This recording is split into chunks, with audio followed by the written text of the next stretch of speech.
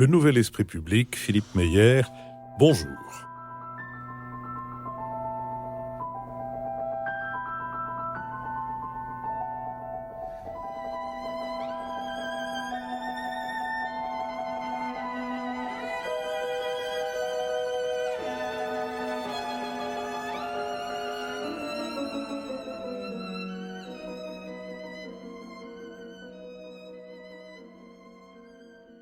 Bonjour, merci de nous avoir rejoints pour cette nouvelle édition du Nouvel Esprit Public, au cours de laquelle nous nous efforcerons d'éclairer certains éléments de l'actualité de la semaine écoulée. Nous le ferons avec Jean-Louis Bourlange, député des Hauts-de-Seine, avec Nicole Niesotto, professeur titulaire de la chaire Union européenne au Conservatoire national des arts et métiers, avec Marc-Olivier Padis, directeur des études de la Fondation Terra Nova, et avec Michaela Wiegel, correspondante à Paris de la Frankfurter Allgemeine Zeitung.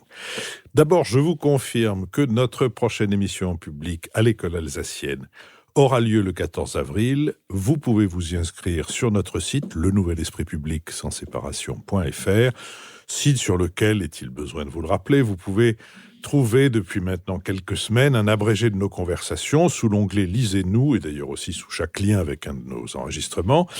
Et comme je vous l'ai dit, nous sommes écoutés dans 144 pays. Eh bien, j'ai le plaisir de vous informer que cette semaine, 2 de nos auditeurs installés à Mandalay, en Birmanie, se sont fait connaître. Je pense organiser un de ces jours une grande tournée, et je la vois assez bien commencer par l'Orient compliqué, vers lequel je m'empresserai d'aller avec des idées simples et par exemple des idées de vacances. Nous sommes partenaires de l'hebdomadaire Le 1. Cette semaine, il se demande si l'Europe peut repartir. Nicole Niesotto, la seule, l'unique, la nôtre, il défend l'idée que l'Europe politique est une idée neuve, et Régis Debray, à grand renfort de citations du général de Gaulle, qu'elle est un songe creux. Quant à Zadig, le nouveau trimestriel lancé par le 1, il a connu un tel accueil qu'il a fallu en retirer 20 000 exemplaires dans la semaine de sa parution. Et puis, bonne nouvelle, nous avons obtenu l'agrément de la commission paritaire des agences et publications de presse, et à ce titre, étant devenue une entreprise de presse, nous sommes habilités à partir de demain à recevoir des dons défiscalisés à hauteur de 66%. Et ne croyez pas que parce que demain est le 1er avril, ceci est un poisson. Nous préciserons tout cela sur le site de l'émission, mais évidemment ceci nous ouvre de très agréables perspectives qui ne nous empêchent pas de devoir notre indépendance à vos abonnements, dont nous allons maintenant remercier quelques-uns des souscripteurs. Et pour ma part, je remercie Marguerite Manjas, Catherine Barthélémy, Monsieur et Madame Alain Roger, Emmanuel Bompard, Pierre-François Gachet, Christophe Gambino, Christine Dallot et Alain Vézinet. Michaela Wiegel. Au nom du Nouvel Esprit Public, je remercie Anne-Thérèse Wolf, Jean-Christophe Gracia, Francis Vénard, Renaud Beauchard et Didier Garès. Marc-Olivier Padis. Je salue pour ma part Aurélia Lemoigne, Daniel Cadier, Jacques Delaveau, Christine Dupont et Luc Robiliard. Nicole Niesotto. Nos remerciements à Olivier Gac, Nicolas Fourreau, Denis Jamet, Yves Corpato et Nathalie Gonzalez. Jean-Louis Bourlange. Eh bien, mes remerciements en votre nom à tous vont à Henri Salzman, à Michel Laurence, à Pierre Gerbois, à Marilyn Lopez et à Marie-Pierre Poulain. Merci à toutes et à tous, et je vous propose que nous nous intéressions maintenant à la situation du président de la République et à cet petit événement qui est la Macronie expliquée aux électeurs.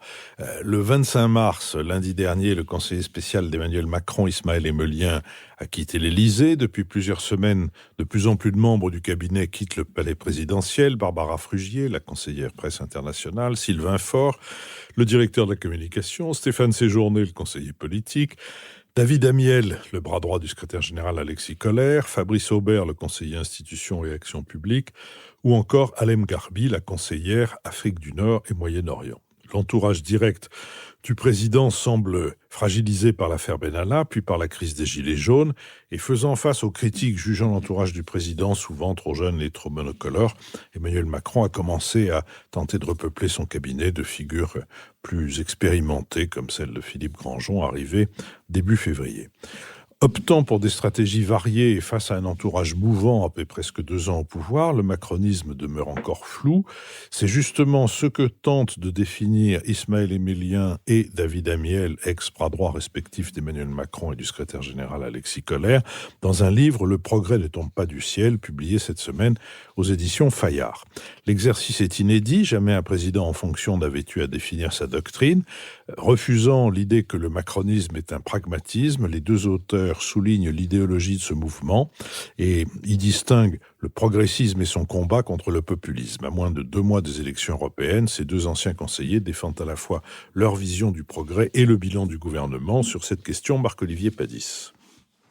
Oui, quand on voit le titre du livre, donc « Le progrès ne tombe pas du ciel », je me suis trouvé, en tout cas, dans de bonnes dispositions, parce que je me suis dit, ce titre veut bien dire quelque chose, c'est que le macronisme n'est pas un jupitérisme. Donc, ce n'est pas Jupiter tonnant du haut des cieux qui change la vie des simples mortels.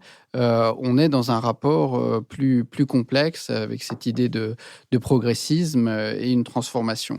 Et puis, le doute m'a pris progressivement à la lecture du livre qui ne tient pas tout à fait les promesses du titre. D'abord, sur l'idée de la transformation de la société, dans le fond, c'est ça que je trouve le plus étonnant. D'abord, cette idée que d'expliciter la doctrine suffirait à produire du changement social. C'est un peu de la pensée magique, c'est-à-dire des conseillers pensent que en explicitant davantage leur doctrine, ils vont produire déjà des changements. C'est aussi un peu un appel à s'engager, ce livre. Mais évidemment, disons, faire passer le message ou expliciter le message ne suffit pas.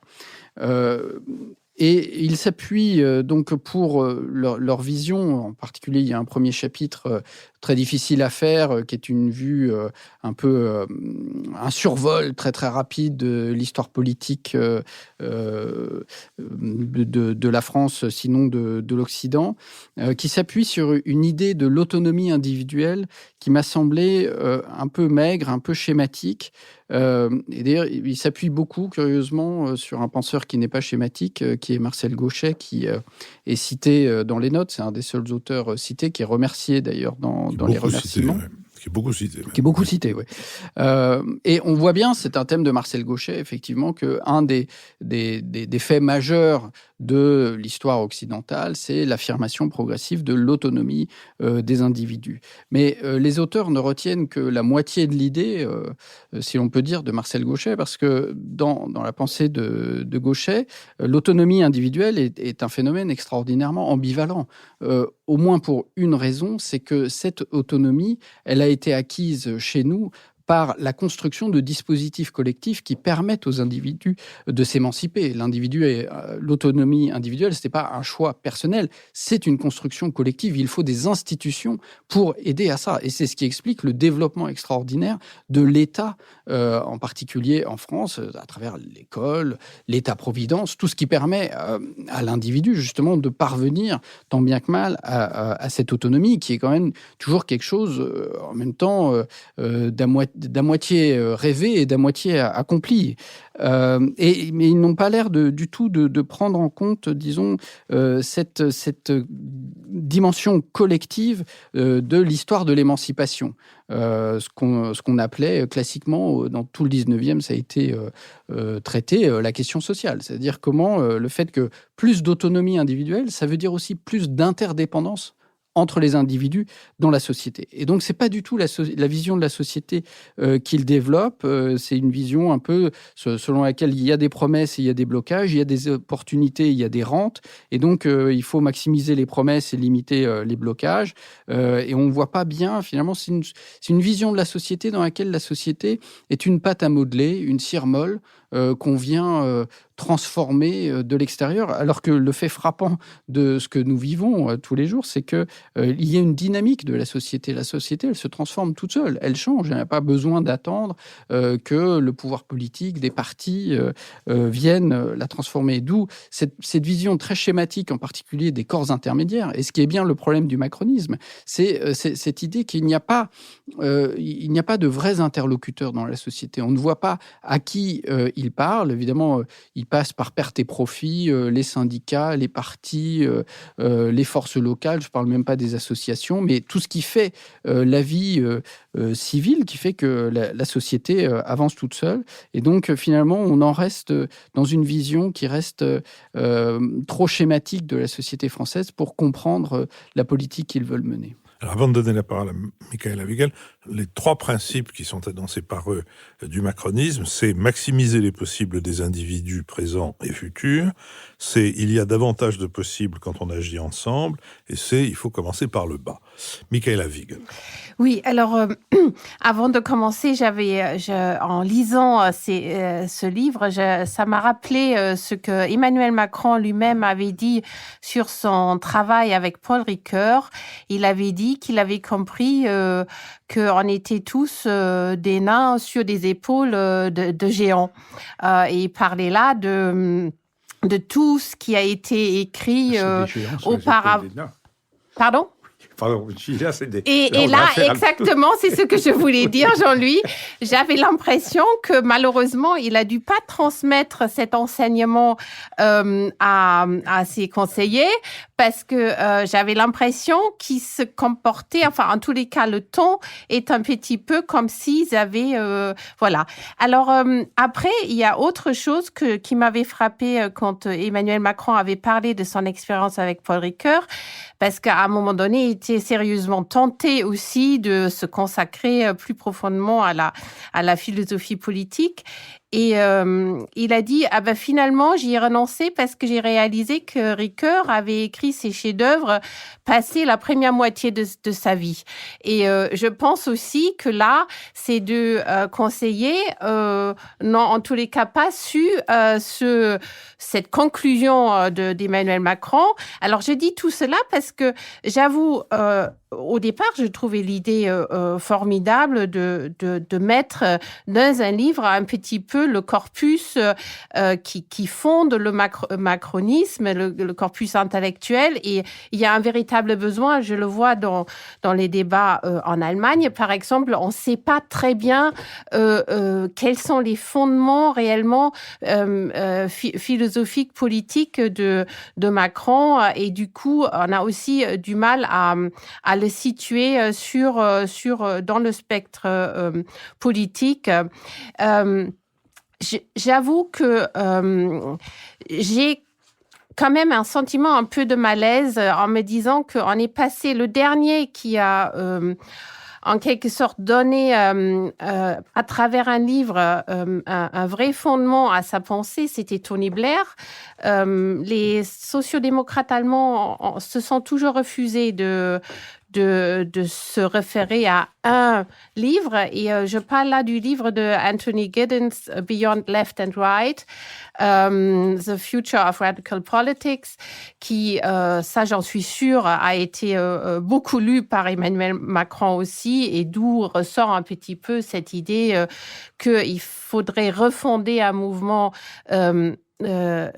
qui soit pas ni de gauche ni de droite. Beaucoup des idées, mais qui sont pas vraiment élaborées dans Le progrès ne tombe pas du ciel. On peut les retrouver dans Giddens, c'est-à-dire cette nouvelle définition de l'égalité qui serait nécessaire et de passer donc d'une égalité à une égalité réelle des chances, avec tout ce que ça implique comme responsabilisation de l'individu. Et ça, on le retrouve dans la pensée de Macron. C'est beaucoup moins clairement exprimé, je trouve, dans le livre. Et donc, je me dis, probablement maintenant qu'ils sont sortis de l'Élysée et qu'ils ont plus le temps, ce serait bien de vraiment essayer de de montrer plus précisément dans quelle mesure il y a des fondements de philosophie politique de la politique d'Emmanuel Macron. Nicole Nisotto. Oui, alors, dans ce livre, parle beaucoup de la société des frustrations et des déceptions. Moi, c'est le sentiment que j'ai. Je suis extrêmement déçue et frustrée devant ce livre qui était censé nous révéler la pensée profonde du président de la République et qui, à mon avis, le dessert plus qu'il ne le sert. J'ai insisté sur 2 décalages et après, je voudrais parler quand même du bilan du président. Il y a 2 décalages. Il y a premièrement, le premier décalage, c'est entre la réalité des réformes telles qu'on les a vécues depuis 2 ans et la conceptualisation qu'en font les 2 auteurs. Philippe, vous avez cité les 3 principes, mais 2 au moins de ces principes, commencer par le bas et agir ensemble, sont exactement à l'opposé de ce qu'a fait Emmanuel Macron depuis 2 ans. Commencer par le bas, il a fait l'inverse, qu'on a appelé la méthode jupitérienne, on commence par le haut et ça ruisselle en bas. Agir ensemble, il a marginalisé, en tout cas au début, pour la réforme du travail, tous les corps intermédiaires, en particulier les syndicats. Il n'a pas joué la décentralisation ni le territoire. Et donc, on se demande où étaient ces 2 auteurs pendant ces 2 ans. Il y a quelque chose une inadéquation absolument flagrante. Le deuxième décalage, c'est entre le diagnostic et la solution. Le diagnostic qu'ils font de la société française, je le trouve très juste. Une société des frustrations, une société de l'immobilisme géographique, social, économique, c'est-à-dire écrit avant les Gilets jaunes. Il y a presque une intuition assez prémonitoire. Donc le diagnostic est excellent, je trouve. La difficulté, c'est que l'explication est totalement nulle. Il n'y a aucune référence au monde dans lequel on est. C'est-à-dire, on a l'impression que la France est une bulle qui flotte dans le vide et que les seuls responsables de cette crise, c'est la gauche et la droite. Et il n'y a aucun mot, le mot mondialisation, je crois, n'est même pas prononcé. Donc, il n'y a aucune explication sur la cause et il n'y a évidemment aucune solution. Donc, je trouve que ce livre est un peu décevant pour employer une litote. En tout cas, il ne permet pas de comprendre ce qu'est la façon dont le président de la République incarne son programme. Et en revanche, sur une autre grille de lecture, quand on regarde ce qui a été fait depuis 2 ans, il est évident qu'il y a un macronisme d'avant les Gilets jaunes et un macronisme d'après les Gilets jaunes, aussi bien sur le fond que sur la forme. Sur le fond, on a beau dire, et ils le disent d'ailleurs, que le cap va être gardé. Moi, je n'en suis pas du tout sûr. Je ne sais pas si on arrivera au cap, en particulier sur les 2 grosses réformes qui restent à faire, c'est-à-dire la réforme des retraites et la réforme de la fonction publique qui va permettre quand même de réduire enfin le budget de l'État. Je ne sais pas, je le souhaite, mais je ne suis pas sûr que ces réformes aboutiront à leur terme, étant donné le climat social extrêmement difficile aujourd'hui contre le président. Et donc ça, c'est sur le fond. Sur la forme, en revanche, là, c'est vrai que le macronisme post-Gilets jaunes va complètement changé, a déjà complètement changé, et pour le mieux. On était dans le petit comité des Mormons du proche des présidents, on est maintenant dans le grand débat. On était dans une méthode verticale, technocratique, jupitérienne, on est maintenant dans l'attention au terrain et les corps intermédiaires. On était dans la rapidité des réformes, une toutes les pratiquement 2 mois. On est dans le temps long de l'écoute. On était dans le personnel, on va passer dans le collectif. On était dans l'économique pur et le financier. On va peut-être enfin passer au social. Et moi, je le souhaite beaucoup que le deuxième macronisme soit ce macronisme du libéralisme social que j'appelle de mes voeux. Jean-Louis Bourlange. Oui, moi je dois dire que ce livre, d'abord je les ai écoutés parler, ces 2 ex-conseillers d'Emmanuel Macron. Je ne les connais pas, hein. Je suis parlementaire de la majorité, mais je n'ai jamais eu l'honneur d'une conversation avec aucun d'entre eux.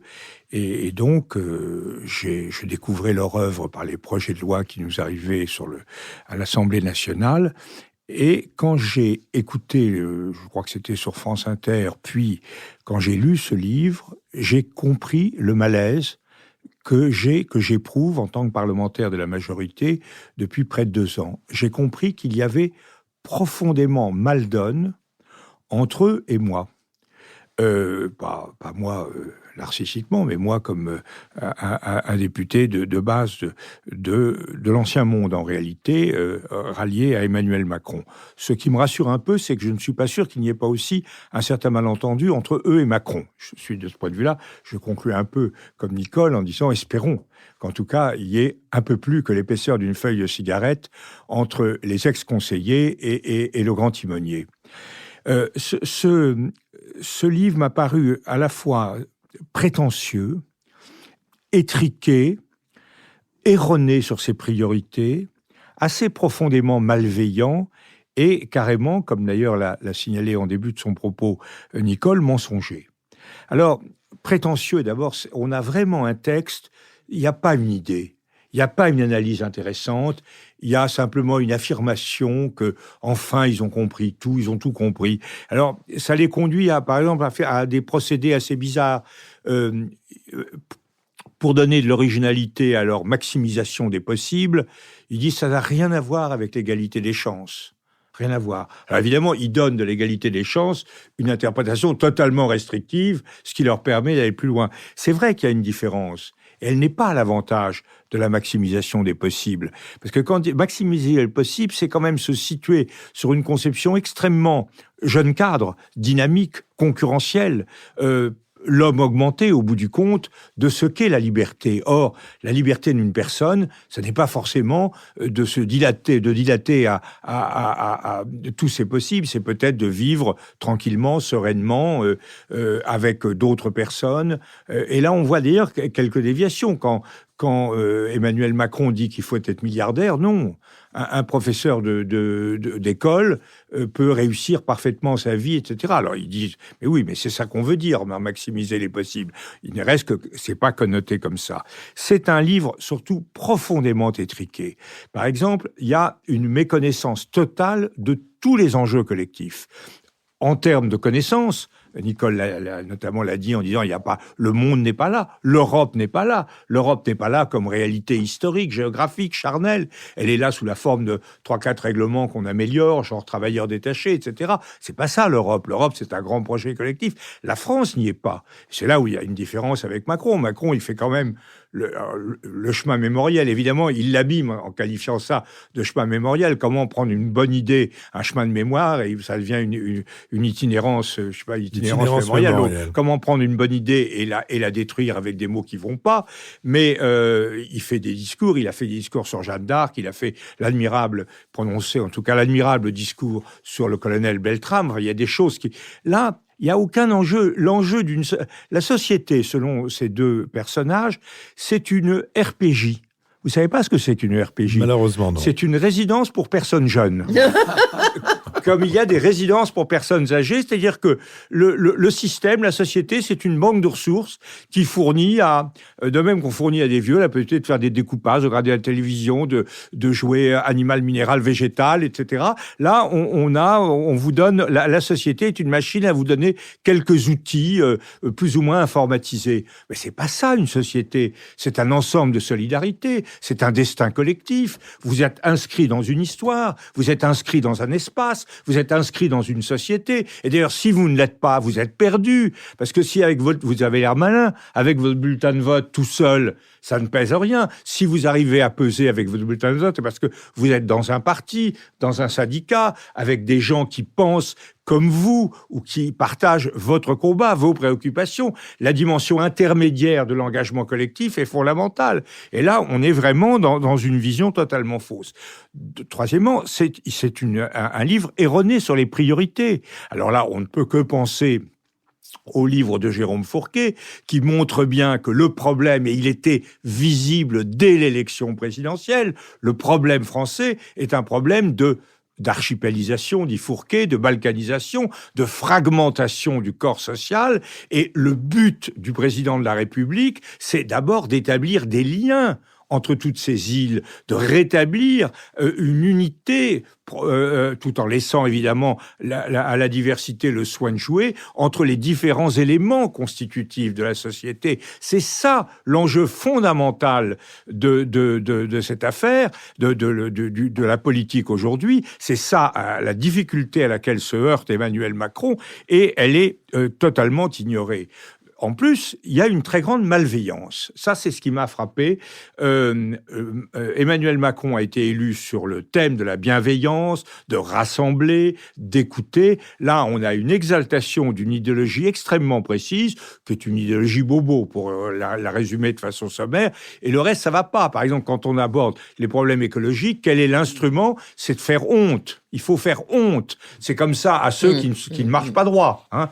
C'est quand même une relation extrêmement méprisante à l'égard de beaucoup de gens, alors que précisément, les gens ont envie d'être reconnus. Et de ce point de vue-là, il y a une sorte de symétrie avec les Gilets jaunes. Et enfin, c'est mensonger sur 2 points essentiels. Sur la solidarité, c'est un hymne à l'individualisme. Et effectivement, l'individualisme, ça a peut-être des avantages, mais c'est la grande menace poussée à l'extrême qui pèse sur la société française aujourd'hui. Donc c'était corriger les effets négatifs de l'individualisme, donc un peu de solidarité, et d'autre part, le mensonge du bas en haut. Alors là, on est carrément dans l'antiphrase. Dire que alors ça donne des choses extrêmement curieuses. Par exemple, ils savent pas comment dire, parce qu'évidemment, tout tombe d'en haut. Jupiter et tout tombe d'en haut plus ou moins bien. Tas de choses très bien qui tombent d'en haut, parce que Macron n'est pas n'importe qui. Mais alors ils disent, voilà,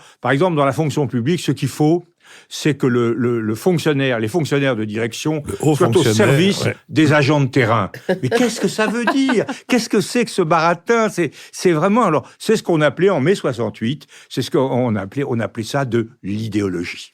Bien, je crois que nous avons fait le tour de la question. Il y a une espèce... Enfin, Macron, quand même, oui. Préservons Macron de ses seins. Ça, c'est difficile quand même. Il me semble que c'est difficile parce que c'est vraiment son entourage. C'est son entourage très proche. On est un peu... je me souviens toujours d'une chose.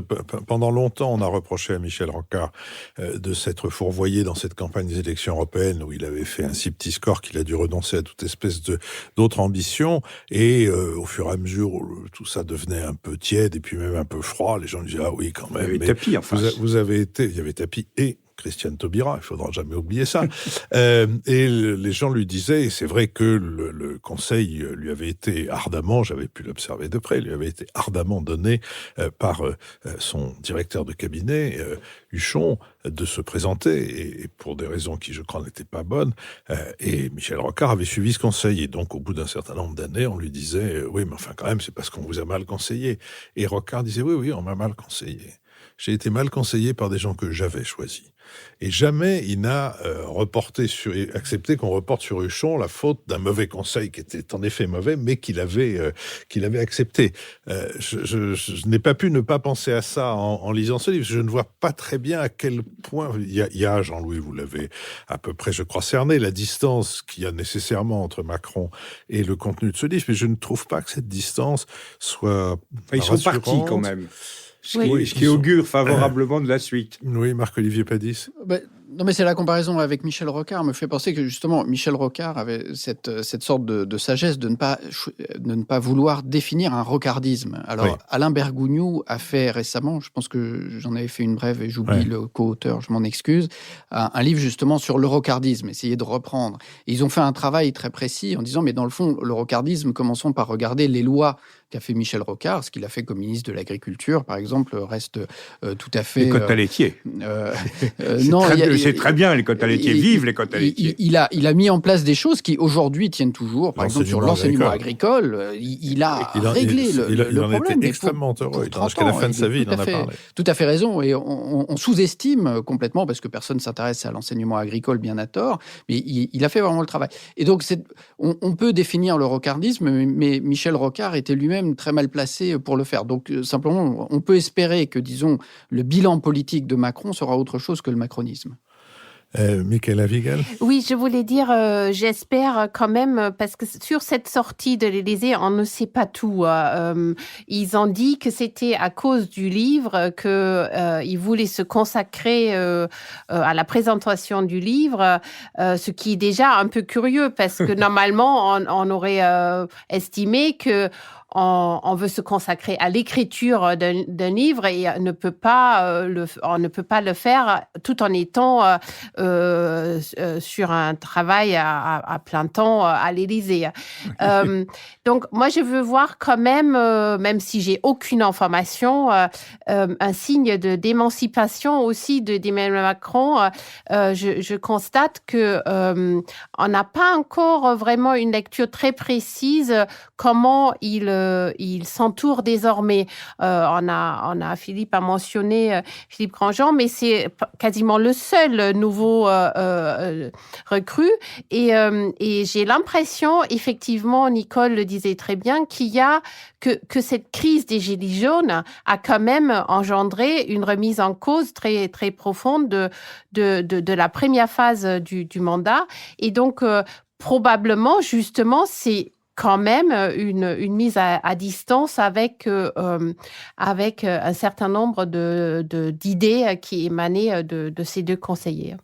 Oui, il faut voir, si je puis dire, parce qu'on peut lire les choses comme vous venez de les faire, mais on peut aussi les lire autrement, c'est-à-dire en se disant, au fond, pour le moment, jusqu'à présent, pendant 2 ans, ça a été le président avec sa bande, la bande avec laquelle il avait fait En Marche et avec laquelle il avait conquis l'Élysée, et maintenant c'est le président tout seul. La bande n'y est pas, personne n'est rentré. Philippe Grandjean, je l'ai dit tout à l'heure, mais c'est le seul. Et c'est quand même le président qui, à lui tout seul, fait le grand débat avec les jeunes, les vieux, les enfants, les gauchers contrariés, les droitiers, etc. Bref, Jean-Louis Borloo. Oui, je trouve très, très juste la remarque de Michaela sur le fait que ils écrivent ce livre au lieu d'exercer le pouvoir. C'est vraiment, ça fait penser au gars qui dit, je vais d'abord écrire mes mémoires, puis ensuite je vais essayer de vivre.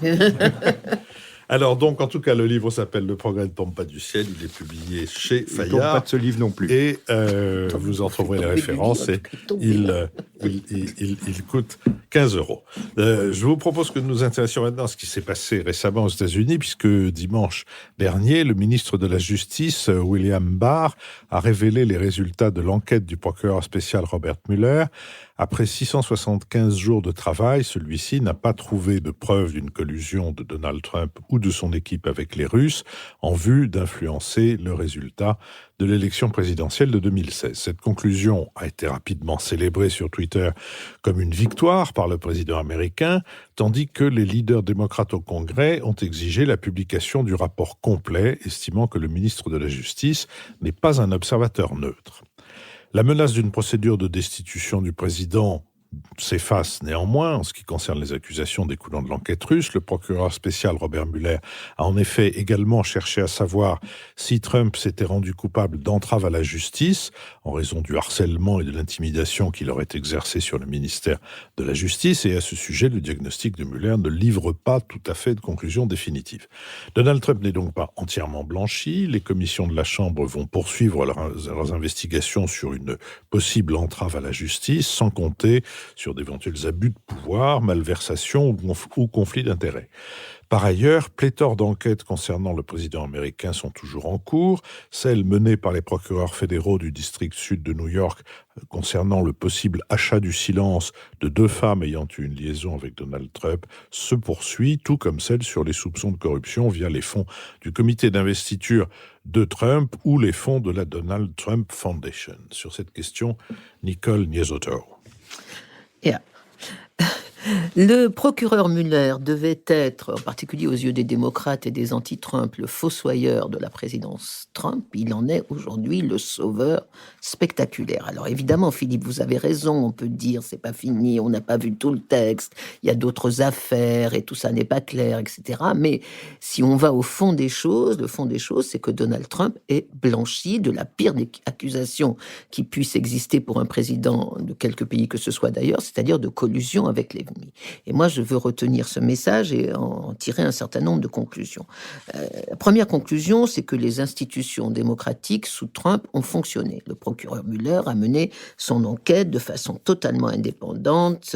Vous l'avez dit, plus de 600 jours, 19 avocats, 40 agents du FBI, 500 mandats de perquisition ont été menées, le tout sans interférence absolue, sauf les injures de Donald Trump, mais sans interférence de son travail. D'ailleurs, le Congrès va aussi faire son travail de façon très démocratique, puisque la majorité démocrate demande maintenant la publication intégrale de ce rapport, mais ça fait partie du jeu démocratique. Et donc, la conséquence institutionnelle, c'est que l'élection présidentielle américaine est validée. L'échec de Hillary Clinton n'est pas dû à une manipulation russo-complotiste sur les urnes, même si elle a eu plus de 2 millions de voix que Donald Trump. Cette élection est validée et l'échec de Mme Clinton est dû à l'échec de Mme Clinton. Le deuxième point, c'est que Donald Trump sort très renforcé par cette enquête, même si effectivement il y a beaucoup de zones d'ombre. 7 de ses collaborateurs ont été condamnés à des peines de plusieurs années de prison. Son groupe immobilier est menacé pour fraude fiscale, sa fondation pour détournement de fonds, sa campagne parce qu'il a reçu des fonds de l'étranger, mais tout cela est peanuts par rapport à l'enjeu qui était celui du rapport Mueller, de savoir si Donald Trump pouvait être éligible ou pouvait être empêché. Eh bien là, la réponse est claire. Il ne peut pas être empêché, c'est fini les procédures d'impeachment et il est rééligible. C'est surtout ça le grand message, d'autant qu'à l'international maintenant, il a aussi retrouvé une stature de America First, c'était son slogan. Eh bien, il ne l'a jamais trahi, l'Amérique a toujours été first pour lui et il est donc parfaitement rééligible. Le troisième point intéressant de ce rapport Mueller, c'est que c'est la vérité sur les interférences de la Russie. Alors évidemment, le procureur Mueller ne jugeait pas la Russie. Donc voilà, mais ce qu'on sait, c'est quand même extraordinaire. Les Russes ont fait énormément ont dépensé énormément d'argent, ont utilisé énormément de vecteurs pour désinformer sur les réseaux sociaux d'une part, pour pirater les ordinateurs des démocrates et en particulier de la candidate Clinton. Donc il y a eu toute une foule de fausses nouvelles, de manipulation de l'information. Et donc si c'est vrai aux États-Unis, peut-être que ça sera vrai aussi dans d'autres campagnes électorales des pays démocratiques, en particulier en France, pour les élections européennes. Quatrième point très important, c'est que Trump blanchi est maintenant libre de mener la politique qu'il veut à l'égard de la Russie. Et on se souvient que pendant sa campagne électorale, il avait manifesté une fascination pour Poutine. Il trouvait que c'était un homme formidable. Depuis, je crois que sa politique russe a été entravée par cette idée qu'il ne voulait pas donner l'impression d'être dans la main des Russes. Maintenant qu'il est totalement blanchi de ce risque de collusion, peut-être qu'il va reprendre avec la Russie et nous surprendre avec la Russie, puisque l'Amérique ne peut pas avoir 2 ennemis stratégiques et on sait qu'elle en a un qui est la Chine. Peut-être qu'il va nous surprendre petit à petit dans l'évolution de sa relation avec la Russie. Et le dernier point, c'est l'anéantissement du Parti démocrate. Les démocrates n'avaient pas de stratégie. Leur seule stratégie, c'était de faire de l'anti-Trump. Ils ont tout misé sur le rapport Mueller, sur une procédure d'impeachment. Or, aujourd'hui, ils se retrouvent à la veille de la campagne électorale. Ils se retrouvent avec l'obligation de repenser une stratégie, c'est-à-dire de s'occuper du fond et non pas de la personnalité du président élu. Et sur le fond, la seule chose que les démocrates doivent faire, à mon sens, mais qu'ils auront beaucoup de mal à faire parce que ce parti est quand même très washingtonien, libéral, riche, blanc et complètement coupé de la réalité sociale du pays. Ce qu'ils doivent faire, c'est une alliance avec la gauche du Parti démocrate, voire l'extrême gauche du Parti démocrate, avec Bernie Sanders, et ça n'est pas sûr, à mon avis, qu'ils y arriveront. Michaëla Wiegel. Oui, j'ai peu de choses à ajouter à ce tableau très complet de Nicole, mais il y a un aspect qui mérite, à mon avis, notre attention, c'est le fonctionnement de la presse. Parce que, alors qu'il est vrai que les institutions américaines ont très bien fonctionné, et on a vraiment vu que la justice américaine était indépendante et pouvait se permettre, malgré les insultes, du président lui-même de travailler correctement. Je dirais pour la presse, c'était pas la même chose. Il y a quelqu'un qui s'est amusé à faire le résumé à chaque fois que l'affaire avait soi-disant des nouvelles révélations, de montrer les commentaires à la télé américaine et à chaque fois, on avait une exaltation médiatique.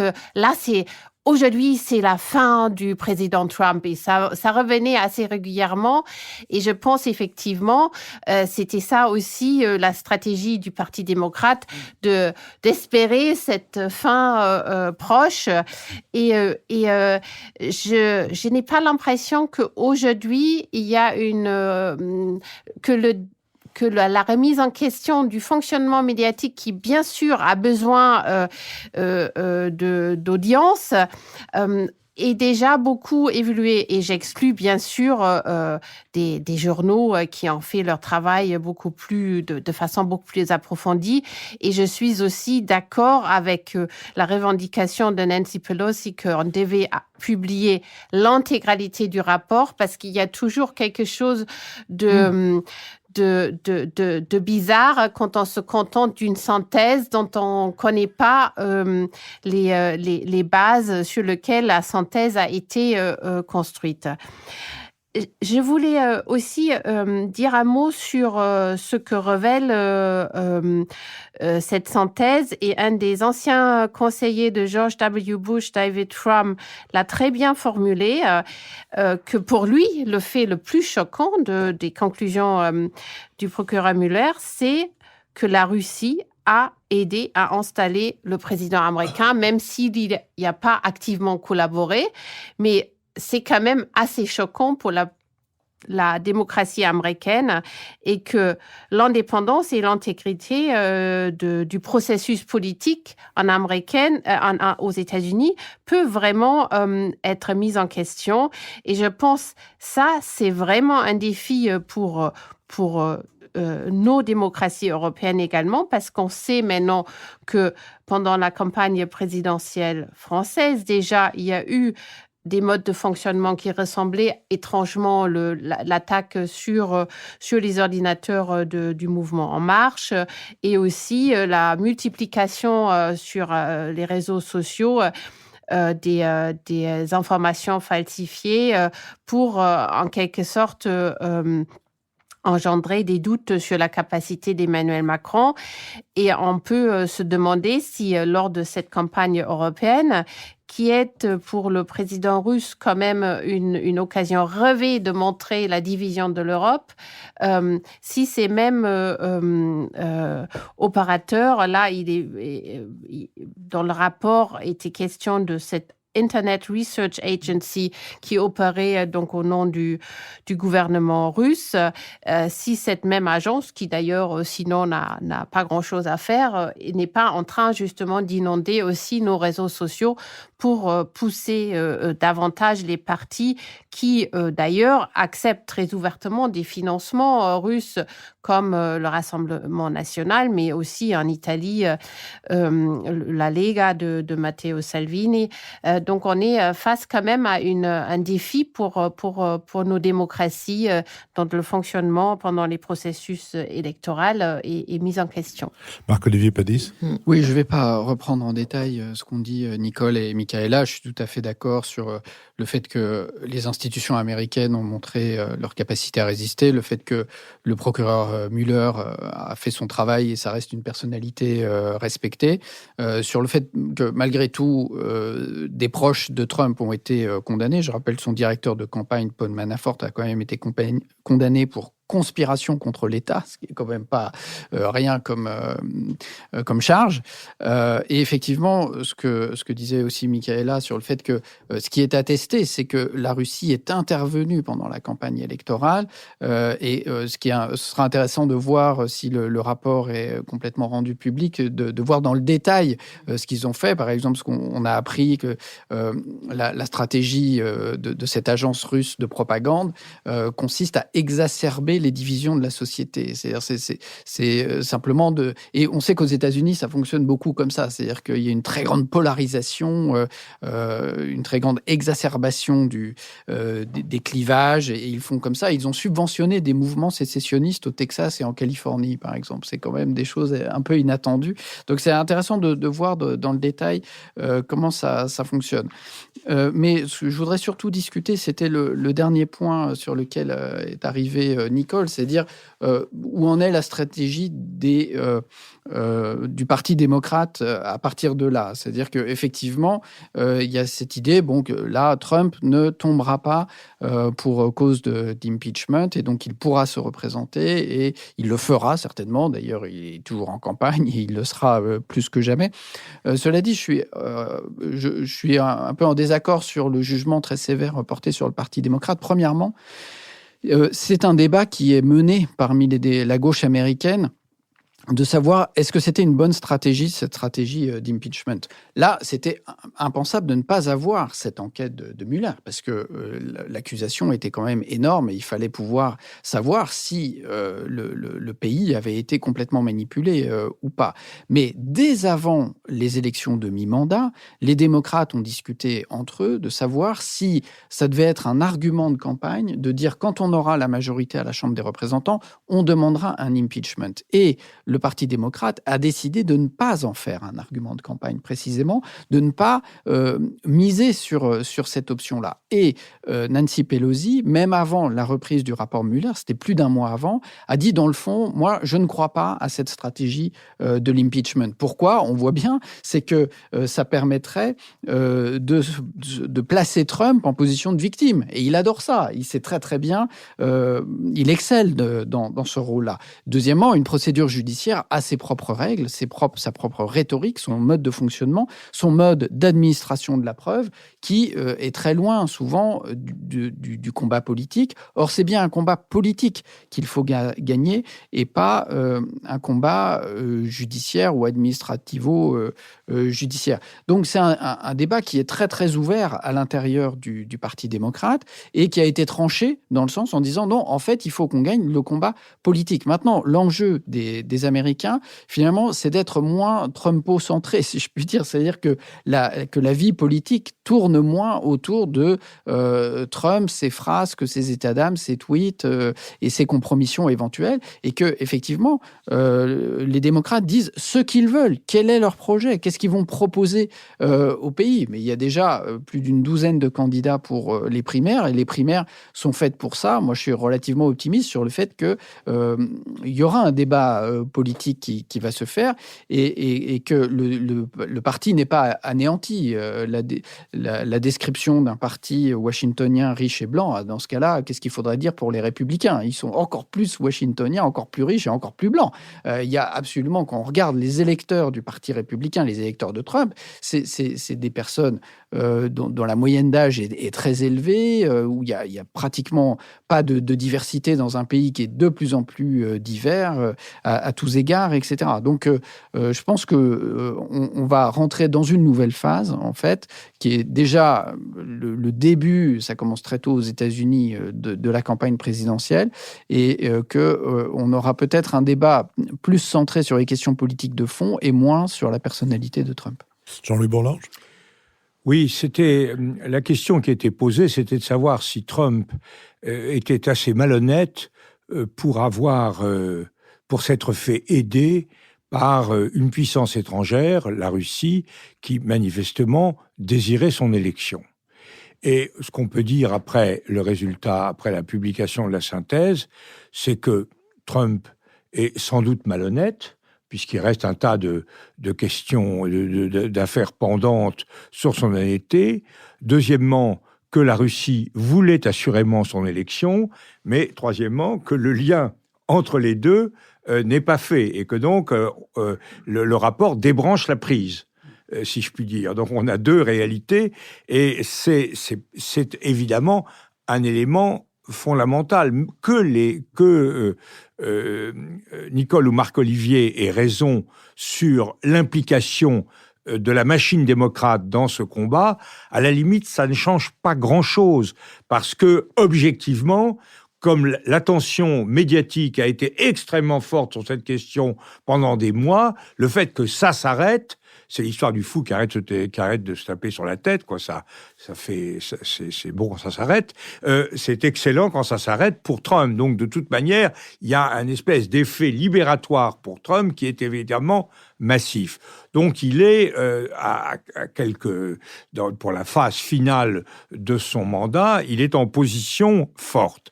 Alors, est-ce qu'il est vraiment sûr qu'il soit réélu? Le fait même de poser la question en ces termes montre le chemin parcouru par Trump, parce que avant son élection, la plupart des gens considéraient qu'il était carrément inéligible.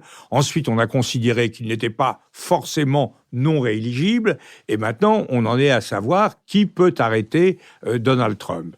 Alors, si on fait le bilan, il y a une inconnue assez importante qui est la crise économique, l'arrêt éventuel de la crise, de la prospérité économique. On voit bien qu'il y a des signes de ralentissement un peu partout, que la Fed d'ailleurs en tient ultra compte, et d'ailleurs on voit l'influence directe de Trump sur cette autorité indépendante, mais ça va quand même être très très difficile très, très difficile de concevoir un effet massif de retournement de l'opinion compte tenu des délais d'acclimatation, etc. Peut-être qu'il y aura une crise boursière, ça paraît quand même, c'est la grande fragilité. Sur le plan international, c'est pas très brillant ce que fait Trump. Il s'est quand même mis très mal avec les Européens, il trouve que ça n'a pas beaucoup d'importance. Cette affaire de Corée n'aboutit pas à grand-chose. L'influence des États-Unis dans le Pacifique est quand même plutôt en recul. Donc tout ça n'est pas brillant, mais tout ça n'est pas perçu. Troisièmement, sur le plan électoral, sur le plan des quantités, du nombre de votes, les élections partielles ont montré la stabilité. On est exactement dans la situation où on était au moment de son élection, c'est-à-dire un avantage important pour les démocrates en nombre de voix qui est compensé par les caractéristiques du système fédéral. Donc évidemment, avec un système un homme, une voix, les démocrates gagnent la Chambre des représentants. Avec un système 2 élus par État, ce sont les petits États qui font la loi aux grands, et Trump gagne contre la coalition californo-new-yorkaise. C'est comme ça qu'il a été élu, et c'est comme ça que ça continue de se présenter. Ce qui pose un vrai problème, parce qu'on a vu dans le passé des présidents qui ont été élus avec moins de voix que leurs adversaires, mais là, on est en train d'aller vers un système où, structurellement, il faut, pour les démocrates, avoir 2 millions ou 3 millions de voix de plus que les républicains pour être élus, compte tenu du fait que les républicains sont puissants dans tous les petits États du centre, du Middle West, et sont évidemment très fragiles dans les 2 États les plus peuplés des 2 côtes. Donc on a une situation qui est, de ce point de vue-là, pas très satisfaisante. Enfin, pour le Parti démocrate, je crois quand même que le Parti démocrate ressent les mêmes problèmes que toutes les gauches occidentales, c'est-à-dire que l'afflux militant va à une gauche radicale. On a une exaspération au sein du Parti démocrate de toutes les tendances un peu sectaires, LGBT, pouvoir noir, etc., et un affaiblissement des forces de coalition, et ça, c'est très mauvais. Si on se retrouve avec Elizabeth Warren, c'est-à-dire une vieille démocrate assez à gauche, ça risque d'être relativement facile pour Donald Trump. Il faut qu'ils arrivent à faire surgir quelqu'un de comparable à Kennedy et surtout à Clinton. Ça n'est pas le Clinton des débuts, pas la famille Clinton finissante. Ça n'est pas du tout gagné. Donc je crois qu'effectivement, nous ne sommes pas encore libérés du soldat Trump. Nicole Lisoto ? Oui, 2 points. D'abord sur la formule de Jean-Louis qui est très juste, c'est-à-dire l'extraordinaire chemin parcouru. Parce que quand même, il faut se souvenir qu'il y a à peine 2 ans et demi, le Parti républicain lui-même était contre lui. Ils ont essayé de le tuer, de proposer des candidats alternatifs. Aujourd'hui, il est le patron incontesté du Parti républicain. Il était... Encore au début de cette année 2019, on me souvient que nous avons fait une émission sur la crise de Donald Trump en janvier, Aujourd'hui, il est au contraire en parfaite, enfin il a l'horizon complètement dégagé pour la fin de son mandat. Alors encore une fois, moi je ne veux pas insulter l'avenir, mais il me paraît être en meilleure posture que jamais pour non seulement se présenter aux élections prochaines de 2020, mais peut-être pour les gagner. Donc c'est quand même un personnage assez extraordinaire. Et d'ailleurs, ce qui me frappe depuis sa victoire grâce au procureur Muller, c'est sa modération. On aurait pu s'attendre à ce que cette victoire le rende complètement hystérique. Il attaque la presse très fortement. Oui, mais pas le Parti démocrate. Enfin, je trouve qu'il réagit avec une certaine modération. Oui, il ne tweete plus qu'en majuscule. Mais voilà, donc je trouve qu'on aurait pu s'attendre au pire, et je trouve que vis-à-vis de son adversaire politique, une certaine modération. Deuxième point, juste pour répondre à Marc-Olivier sur le Parti démocrate, évidemment que c'est un parti qui débat, encore heureux, sinon on ne sait pas ce qu'il aurait de démocrate, mais évidemment, les électeurs ne sont pas tous washingtoniens, blancs et riches, mais les cadres du parti le sont, ça c'est très clair.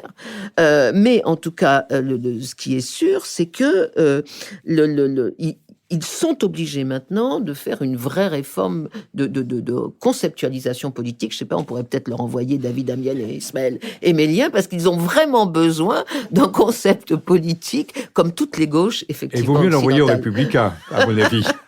Si on veut sauver le Parti démocrate. Je vous remercie. L'heure a sonné de notre dernière séquence, la séquence des brèves. Je vais donner d'abord la parole contrairement à d'habitude, je ne vais pas l'inaugurer parce que j'ai beaucoup de brèves à faire, donc je vais me conserver pour la fin. Michaela Wiegel. Oui, alors à l'heure où la présidente de la CDU en Allemagne a encore une fois remis en question le siège du Parlement européen à Strasbourg, je voulais recommander un très beau livre sur la Neustadt de Strasbourg, un laboratoire urbain de 1871 à 1930. Ça montre à quel point Strasbourg est vraiment une ville franco-allemande et une redécouverte en quelque sorte de l'héritage allemand qui montre aussi l'esprit d'ouverture à Strasbourg. Et donc je pense non seulement pour les Français mais aussi pour les Allemands, on devrait regarder et lire ce livre. Nicole Liesotto.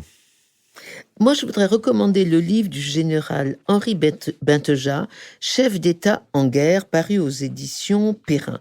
Alors, ça n'est pas vraiment un livre de géopolitique, mais c'est un livre extraordinaire si on veut comprendre les relations entre le pouvoir et la guerre, entre les plus hautes instances politiques et les dirigeants militaires. Et le général Henri Benteja sait de quoi il parle. Il a été pendant 9 ans d'abord chef d'état-major particulier du président Chirac, puis chef d'état-major des armées en France.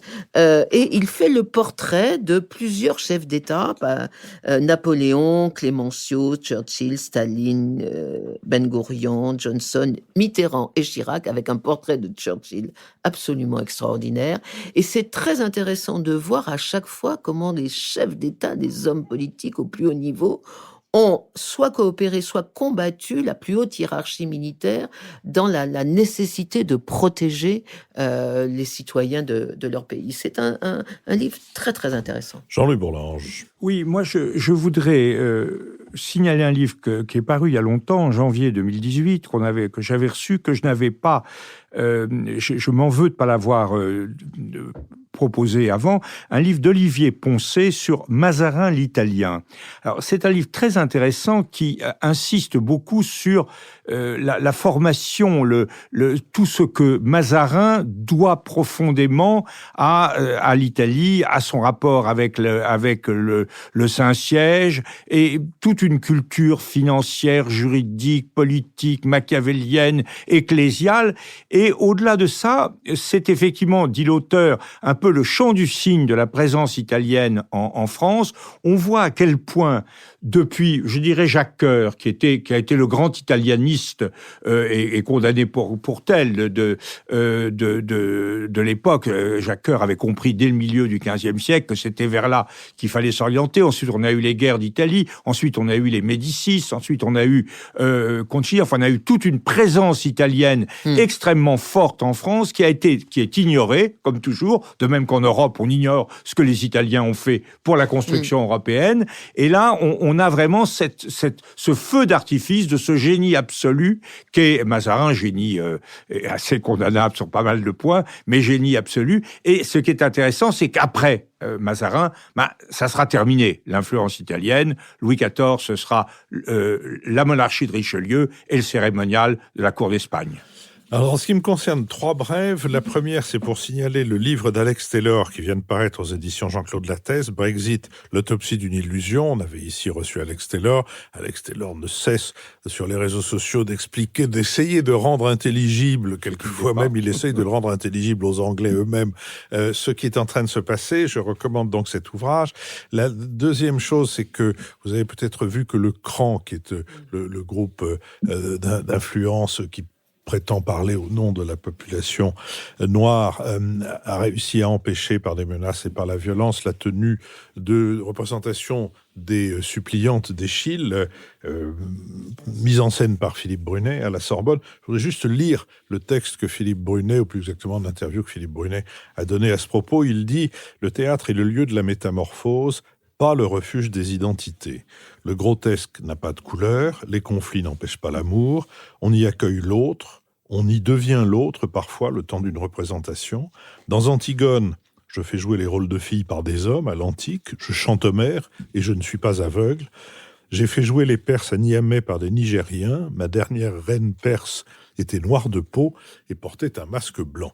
Et puis enfin, il ne vous a pas échappé que César Battisti, qui était accusé de plusieurs meurtres, est passé aux aveux, s'est même moqué de ceux qui l'avaient soutenu en disant « Je n'avais même pas besoin, pour certains d'entre eux, de leur raconter des mensonges. » On a attendu que ceux qui avaient soutenu avec une telle vigueur la cause de l'innocence ou la thèse de l'innocence de Cesare Battisti se manifeste. Aucun ne s'est manifesté, sauf Fred Vargas, l'auteur de romans policiers, qui s'est manifesté il y a peu, vendredi, en indiquant que, en tant que chercheur, elle était persuadée de l'innocence de Battisti, quelles que soient ses déclarations. Et je trouve ça passionnant, parce que de deux choses l'une, où elle a raison, et Battisti a été torturé, amené à avouer des choses qu'il n'a pas faites, etc., et il faut le savoir, mais il faut qu'elle aille plus loin, il faut qu'elle explique sur quoi elle se fonde pour pouvoir soutenir une affirmation aussi considérable. Ou alors, ça n'est pas le cas, et dans ce cas, on a une gigantesque illustration de cette chose que le sculpteur Jean-Louis Faure avait magnifiquement illustrée. On y voyait, dans cette sculpture, on voyait Simone de Beauvoir et Jean-Paul Sartre refusant de serrer la main d'Arthur Koestler au motif qu'il était devenu anticommuniste, et comme chacun sait, les anticommunistes étaient tous des chiens dans l'idée de Jean-Paul Sartre. Et le titre de cette sculpture de Jean-Louis Faure, c'était « Bêtise de l'intelligence ».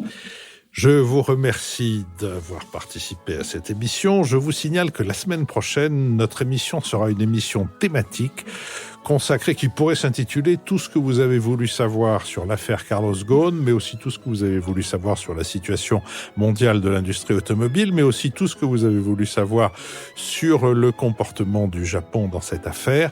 Bref, avec Philippe Riès, qui a été longtemps le patron du service économique de l'AFP, mais qui a aussi été le patron de l'agence de l'AFP, du bureau de l'AFP à Tokyo. Cette émission est donc préparée avec Charlotte Montier. Elle est le site est assuré, la gestion du site est assurée par Nicolas Tourneau. Benoît Carré s'occupe de la transcription de notre conversation. Adrien Beccaria l'enregistre pour le studio L'Arrière-Boutique et Julien Neuville l'a produit pour Nouvelles Écoutes. J'espère donc vous retrouver la semaine prochaine pour cette émission thématique consacrée à ce que nous apprend l'affaire Carlos Ghosn, émission que je me permets de vous recommander.